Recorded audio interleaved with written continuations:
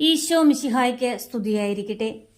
2 കൊറിന്തോസ് 12-ാം അധ്യായത്തിൽ നിന്നുള്ള ചോദ്യങ്ങളും ഉത്തരങ്ങളും. ചോദ്യം 1. എനിക്ക് പലതുമുണ്ട് എന്ന് പറയുന്നത് എന്തിനാണ്? ഉത്തരം: ആത്മപ്രശംസ ചെയ്യാൻ. ചോദ്യം 2. ഒരു നേട്ടവുമില്ലെന്ന് എനിക്കറിയാം എന്ന് പറയുന്നത് എന്ത് ചെയ്യുന്നതുകൊണ്ടാണ്? ഉത്തരം: ആത്മപ്രശംസ ചെയ്യുന്നതുകൊണ്ട്. ചോദ്യം 3. എങ്കിലും ഞാൻ കടക്കട്ടെ എന്ന് പറയുന്നത് എന്തിലേക്കെല്ലാമാണ്? ഉത്തരം: കർത്താവിൻ്റെ ദർശനങ്ങളിലേക്കും വെളിപാടുകളിലേക്കും. ചോദ്യം 4. എത്ര വർഷം മുമ്പ് 3-ാം സ്വർഗം വരെ ഉയർത്തപ്പെട്ട ഒരു മനുഷ്യനെ എനിക്കറിയാം എന്നാണ് പറയുന്നത്? ഉത്തരം: 14 വർഷം മുൻപ്. ചോദ്യം 5. ഈ മനുഷ്യൻ എവിടെയാണ് ഉയർത്തപ്പെട്ടത്? ഉത്തരം: പറുദീസയിലേക്ക്. ചോദ്യം 6. 14 വർഷം മുൻപ് 3-ാം സ്വർഗം വരെ ഉയർത്തപ്പെട്ട ഒരു മനുഷ്യനെ ആരിൽ എനിക്കറിയാം എന്നാണ് പറയുന്നത്? ഉത്തരം: ക്രിസ്തുവിൽ. ചോദ്യം 7. അത് ദൈവത്തിനെ അറിയൂ എന്ന് പറയുന്നത് എന്താണ്? ഉത്തരം: ഈ മനുഷ്യൻ പറുദീസായിലേക്ക് ഉയർത്തപ്പെട്ടത് ശരീരത്തോടു കൂടെയോ ശരീരം കൂടാതെയോ എന്നത്. ചോദ്യം 8. എങ്ങനെയുള്ള കാര്യങ്ങളാണ് അവൻ കേട്ടത്? ഉത്തരം: അവാച്യവും ദൈവത്തിന് വിവരിച്ചു കൂടാത്തതുമായ കാര്യങ്ങൾ. ചോദ്യം 9. എന്നെക്കുറിച്ച് ഡാഷിൽ അല്ലാതെ ഞാൻ അഭിമാനം കൊള്ളുകയില്ല. ഉത്തരം: ബലഹീനതകളിലല്ലാതെ. ചോദ്യം 10. ആരെക്കുറിച്ചാണ് അഭിമാനം കൊള്ളുന്നത്? ഉത്തരം: ഈ മനുഷ്യനെക്കുറിച്ച്. ചോദ്യം 11. ആത്മപ്രശംസയ്ക്ക് ഇച്ഛിക്കുന്നെങ്കിൽ തന്നെ ഞാൻ ആരാവുകയില്ല എന്നാണ് പറയുന്നത്? ഉത്തരം: ഒരു ഭോഷനാവുകയില്ല. ചോദ്യം 12. ആത്മപ്രശംസയ്ക്ക് ഇച്ഛിക്കുന്നെങ്കിൽ തന്നെ ഞാൻ ഒരു ഭോഷനാവുകയില്ല എന്ന് പറയാൻ കാരണമെന്ത്?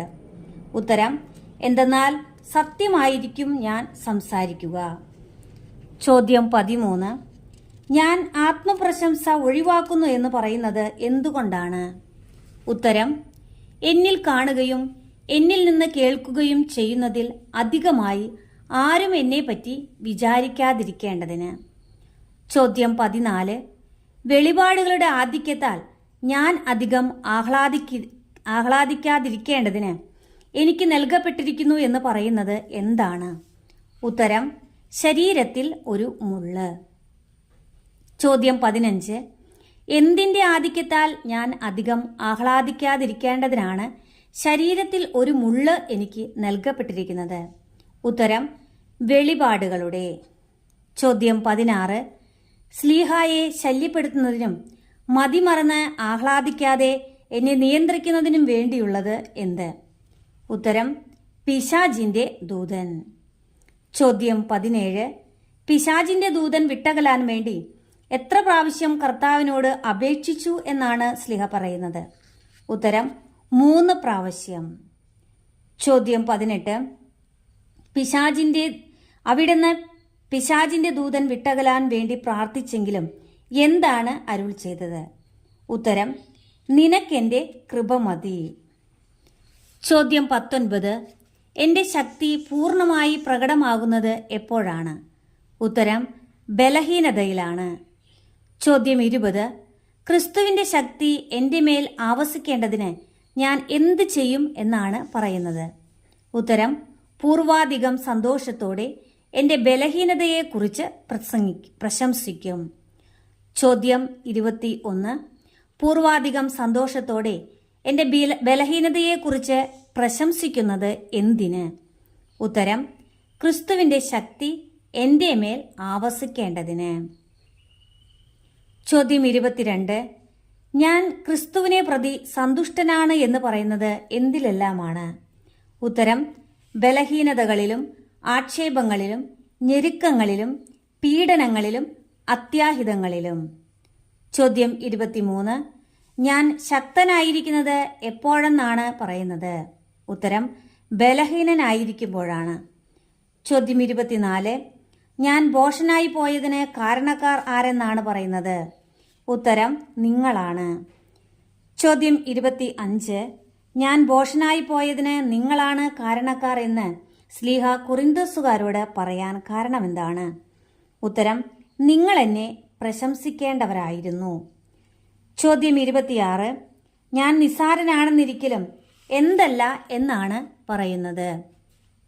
ഉത്തരം ഈ അപ്പസ്തോല പ്രമാണികളെക്കാൾ ഒട്ടും കുറഞ്ഞവനല്ല. ചോദ്യം 27.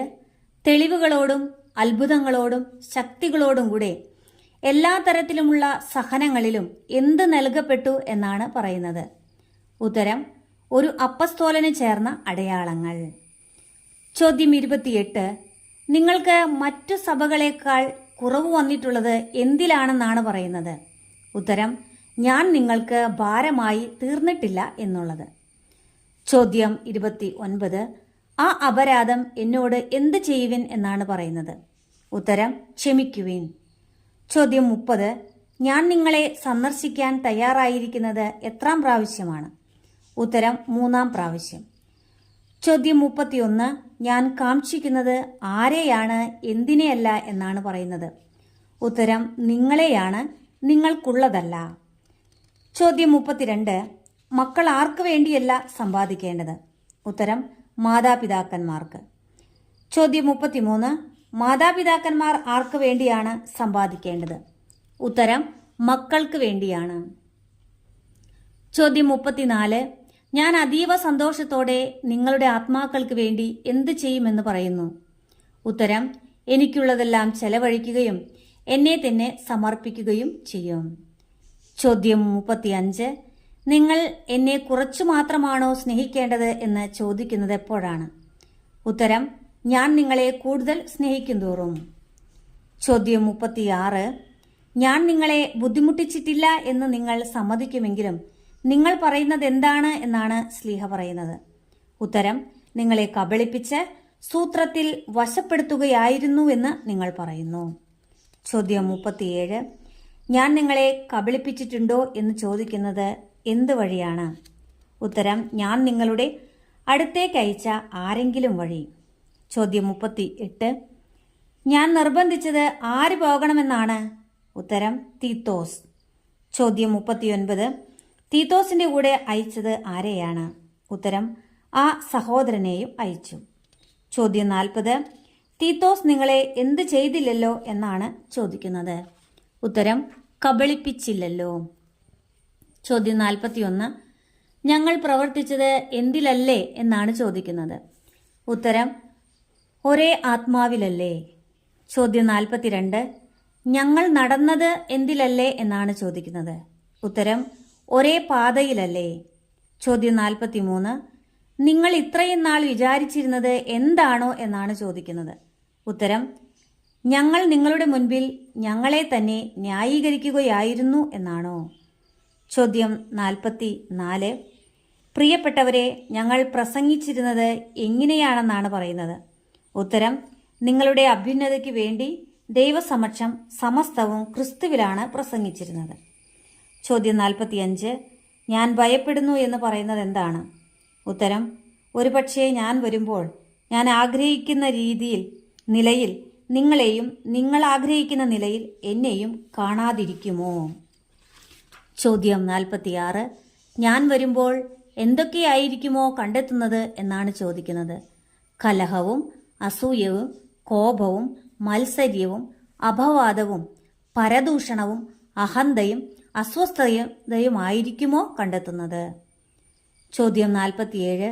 ഞാൻ വീണ്ടും നിങ്ങളുടെ അടുക്കൽ വരുമ്പോൾ എൻ്റെ ദൈവം എന്നെ എന്തു ചെയ്യുമോ എന്ന് ഭയമുണ്ട് എന്നാണ് ചോദിക്കുന്നത്? ഉത്തരം നിങ്ങളുടെ മുൻപിൽ എളിമപ്പെടുത്തുമോ. ചോദ്യം 48. ആരെ ഓർത്ത് വിലപിക്കേണ്ടി വരുമോ എന്നാണ് ഭയപ്പെടുന്നത്? ഉത്തരം നേരത്തെ പാപം ചെയ്തവരും എന്നാൽ തങ്ങളുടെ അശുദ്ധിയെക്കുറിച്ചും വ്യഭിചാരത്തെക്കുറിച്ചും വിഷയാസക്തിയെക്കുറിച്ചും പശ്ചാത്തപിക്കാത്തവരുമായ അനേകരെ ഓർത്ത്. ചോദ്യം 49.